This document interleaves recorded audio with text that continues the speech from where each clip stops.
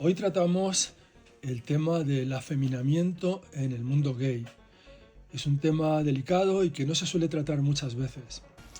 A lo largo del vídeo os voy a ir poniendo fotografías con las portadas de los libros de los que he sacado la información que os doy en este vídeo, para que vosotros, si queréis ahondar más en ello, pues podáis recurrir a esas fuentes bibliográficas, a esas fuentes de información.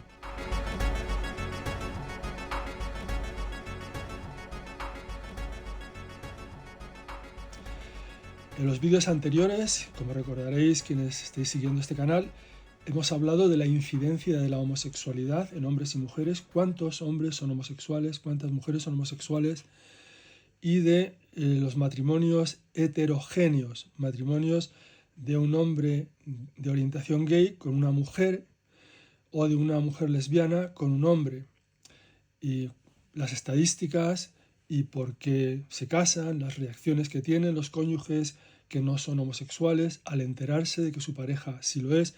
En fin, si no habéis visto esos vídeos, os aconsejo que los veáis porque la información es muy interesante y se complementa muy bien con la información que os doy en este vídeo. Y si os gustan estos vídeos, si os parece esta información de interés, pues os invito a que os suscribáis y a que le deis al like para poder seguir produciéndolos en el futuro. Uno de los estereotipos más dañinos para los hombres de orientación gay a lo largo de la historia ha sido el de hombre afeminado, y de ello se ha derivado en buena parte su estigma. Sin embargo, ahora que los cambios sociales, culturales y legales que se han producido en las últimas décadas han dado visibilidad a una población gay insospechadamente diversa, sabemos que la conducta afeminada afecta solo a un pequeño porcentaje de hombres de orientación gay en edad adulta. Si bien varios estudios llevados a cabo en Estados Unidos, sobre todo en las últimas décadas del siglo XX, señalan que un porcentaje que dependiendo del estudio varía entre el 40 al 60% de los gays, tenían de niños una conducta masculina no conforme con su género. En realidad, el fenómeno del afeminamiento es difícil de definir.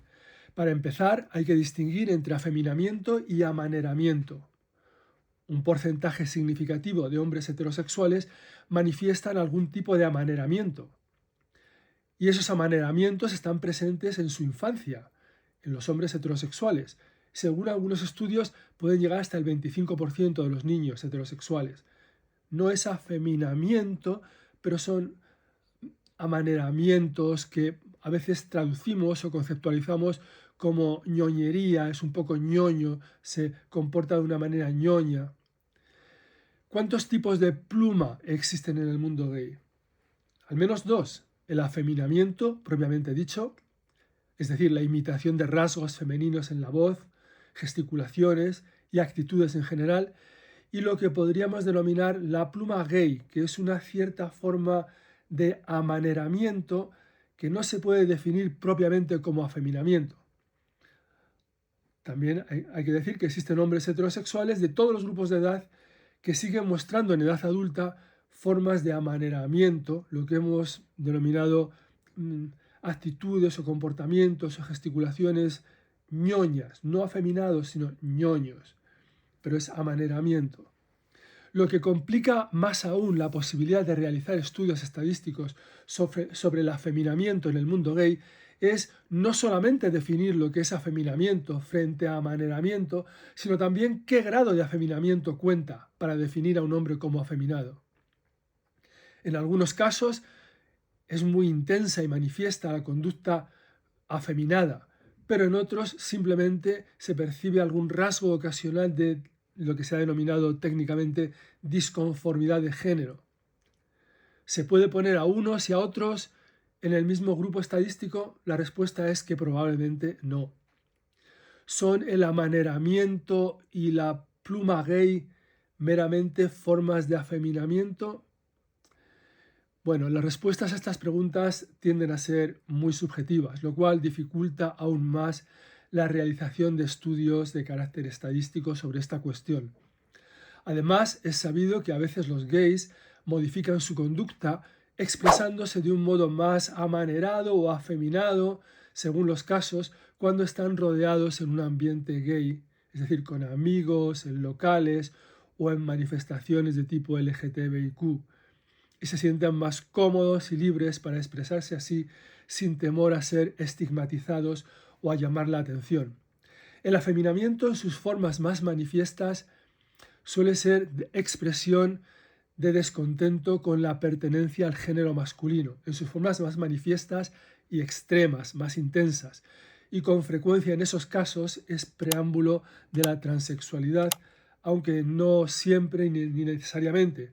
Sabemos que hay muchos hombres heterosexuales que cambian de sexo precisamente por su fascinación con lo femenino, no por sentirse mujeres o disconformes con su sexo, sino por la fascinación que les producen las mujeres.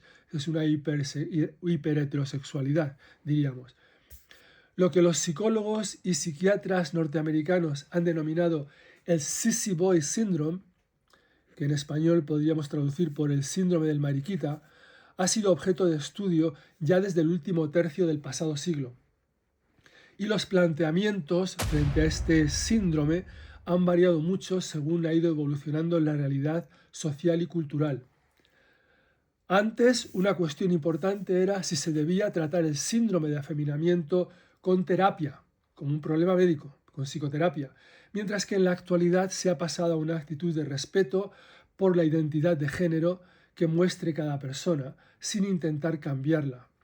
Cambio que de todos modos, hoy bien sabemos, solo sería superficial, meramente a nivel de conducta aparente. El afeminamiento, como señalan algunos estudiosos de este asunto, incita a la homofobia en una sociedad que exige conformidad de género y que valora la masculinidad como un valor superior. Lo interesante o lo sorprendente es que también dentro del mundo gay el afeminamiento ha producido siempre rechazo, aunque por corrección política en la actualidad no se manifieste abiertamente. Y desde los años 80, además, existe un movimiento efeminista, siguiendo la palabra inglesa por effeminacy, afeminamiento. En Estados Unidos y otros países, movimiento que reivindica el derecho al afeminamiento masculino. Harry Hay, a quien se considera generalmente como el padre del movimiento de liberación gay en el siglo XX, impulsó también el movimiento de los Radical Fairies, los mariquitas radicales. La palabra sissy boy o fairy, las dos se traducen por mariquita en español, que llevaban a cabo ya en los años 70 y 80 actividades tales como convivencias y campamentos. El afeminamiento tiene como contrapartida en el mundo gay el fenómeno opuesto, la hipermasculinidad, el hombre que quiere resaltar al máximo sus rasgos masculinos, su musculatura, formas de expresión muy masculinas, etc., hasta el punto que también esa hipermasculinidad se ha convertido en rasgo identificatorio de un sector del movimiento gay.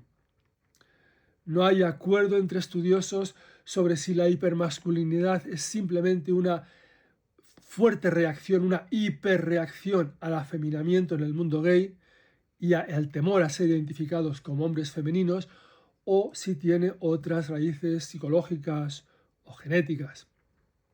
Antes de seguir con el contenido del vídeo, quiero recomendarte una herramienta que te puede resultar muy útil si estás en proceso de decidir qué carrera quieres estudiar, qué estudios quieres llevar a cabo, tú o cualquier amigo que conozcas. Se trata de la web orientadoreducativo.es. Es una web diseñada para ayudarte a encontrar la carrera que mejor se adapta a ti. Puedes además realizar su test inteligente y descubrir qué opciones encajan con tus intereses y habilidades. Además encontrarás información detallada sobre grados, salidas profesionales y mucho más. No dejes tu futuro al azar. Visítala hoy mismo, orientadoreducativo.es, y da el primer paso hacia tu mejor decisión. Apúntate a la newsletter para obtener el código de descuento. Te dejo el enlace en la descripción. Y ahora sí, seguimos con el vídeo. Ya desde sus inicios en la Alemania del siglo XX, el movimiento gay nació dividido en dos ramas, la caracterizada por los afeminados y la rama masculinista. El sexólogo Magnus Hirschfeld, que nunca reconoció públicamente su homosexualidad, fundó en 1897 el Comité Científico Humanitario, que contó con el apoyo de importantes intelectuales del momento. Para Hirschfeld, la homosexualidad era un caso de degeneración, una maldición de la naturaleza. Conceptualizaba Hirschfeld a los homosexuales como víctimas que, por tanto, no debían ser penalizados por la ley. El Comité Científico Humanitario que había creado obtuvo el apoyo en su momento de grandes líderes del mundo cultural, como he señalado, entre ellos Albert Einstein, Thomas Mann y el poeta Rainer Maria Rilke. Hirschfeld y su Comité Científico Humanitario tenían como objetivo primordial la abolición del párrafo 175 del Código Penal alemán, que no sería finalmente abolido hasta 1994. El párrafo 175 penalizaba como delictivas las relaciones homosexuales. Para lograr ese objetivo, Hirschfeld envió varias peticiones al Parlamento. Muchos hombres a los que el régimen nazi envió a los campos de concentración después de la derrota de los nazis pasaron a las cárceles de la República Federal Alemana, justificándose su condena tanto por parte de los nazis como de la República Federal Alemana en el mencionado párrafo 175.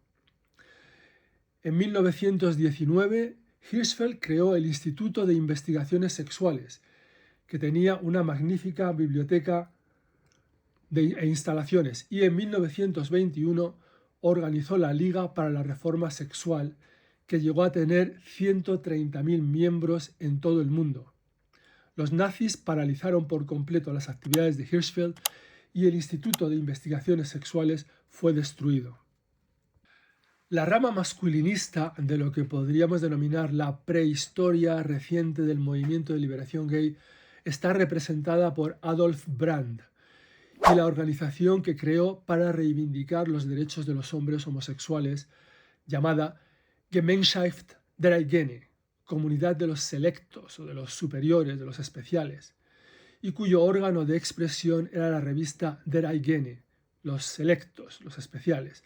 Para esta rama del movimiento de liberación homosexual alemán, el ideal se centraba en el concepto de Männerbund, la camaradería masculina fundamentada en valores marciales. Adolf Brand, que era anarquista de derechas, había escrito en 1898 que ansiaba un renacer de la cultura griega y de los criterios helénicos de belleza tras tantos siglos de barbarie cristiana.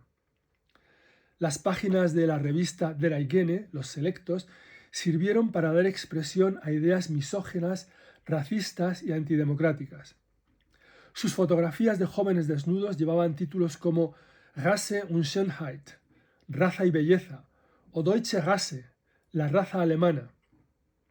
Una constante en sus artículos es también los duros ataques contra el Estado y contra el clero, así como contra los médicos, que con sus investigaciones sobre la sexualidad humana, en palabras de Brand, han eliminado toda la belleza del erotismo.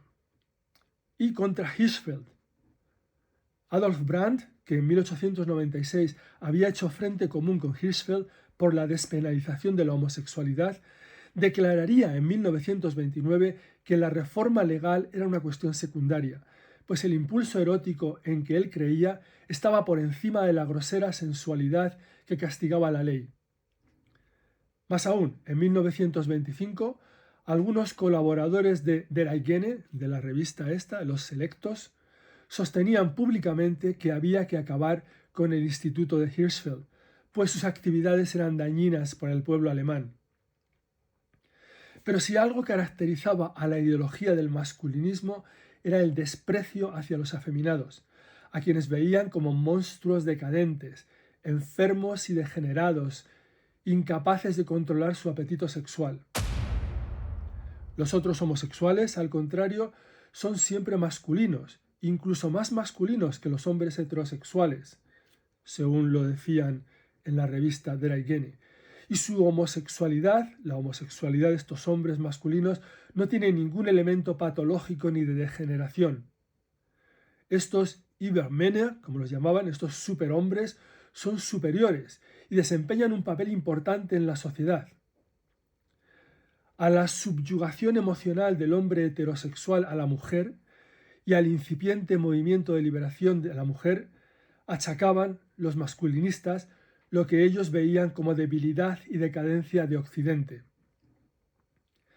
Adolf Brandt, que era judío y públicamente reconocido como activista homosexual, sorprendentemente no fue en ningún momento perseguido por los nazis. De hecho, continuó viviendo en su mismo domicilio a lo largo de todo el periodo, muriendo finalmente a consecuencia de un bombardeo norteamericano. Hirschfeld, que también era judío, tuvo que huir para salvar su vida y murió en el exilio. Otro día nos ocuparemos de los nazis y la homosexualidad, un tema que os aseguro es muy interesante. Hay una pregunta que queda en el aire. ¿Qué causa el afeminamiento? Es una pregunta extremadamente difícil y habría que entrar aquí en muchas disquisiciones científicas. Pero la teoría más reciente desde el punto de vista científico y que cuenta con un mayor consenso sobre qué es lo que define la orientación sexual de una persona, de un hombre en concreto, hace referencia a descargas hormonales durante el periodo de gestación, durante el embarazo de la mujer. Dependiendo de cuán intensas sean esas descargas hormonales, se irá perfilando, se irá dando forma masculina a diferentes aspectos neurológicos, el cerebro específicamente. Esto lo que viene a indicar es que no solo la orientación, el deseo sexual, sino las gesticulaciones, lo que llamamos masculinidad, la forma de andar, la forma de expresarse, podría tener un origen genético en última instancia, porque esas descargas hormonales vienen impulsadas por mecanismos genéticos. Pero esto es un asunto sobre el que nos ocuparemos más en detalle otro día.